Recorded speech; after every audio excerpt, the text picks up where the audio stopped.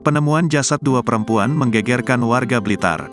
Dua perempuan yang merupakan majikan dan ART ini ditemukan tewas di tempat penitipan hewan di Jalan Sulawesi, Kelurahan Karangtengah, Kecamatan Sananwetan, Blitar, Senin, tanggal 1 Januari tahun 2024. Kondisi jasad saat ditemukan sudah membusuk.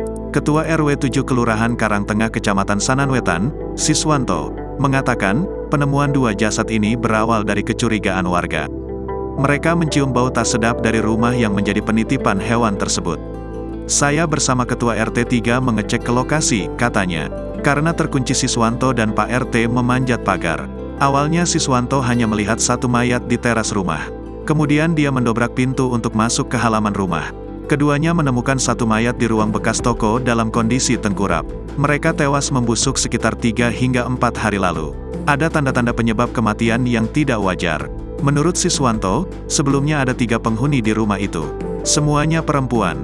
Ketiga penghuni, yaitu satu pemilik rumah bernama Ragil alias Erlin bersama 2 orang AR-nya yang belum diketahui identitasnya.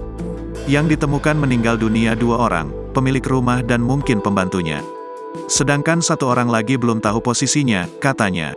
Terkait penemuan 2 mayat tersebut, polisi mengatakan menemukan kejanggalan dan ketidakwajaran pada 2 jasad majikan dan ART tersebut. Ditemukan pula bercak darah di tempat kejadian perkara. Penyidik kini masih menunggu hasil kerja tim forensik dari Rumah Sakit Bayangkara Kediri. Ada dugaan kekerasan atau lainnya, dugaan pembunuhan. Kita dalami, kata Kasat Reskrim Polres Blitar Kota AKP Hendro Utario. Sementara itu, seorang warga, Jarno, mengaku mencium bau tak sedap itu sejak 2 hari lalu. Menurutnya kondisi rumah terkunci sejak 3 hari lalu. Lanjut Jarno, Erlin sang majikan memang sangat tertutup. Pagar rumahnya juga selalu tertutup. Korban bahkan tak pernah bersosialisasi dengan tetangga.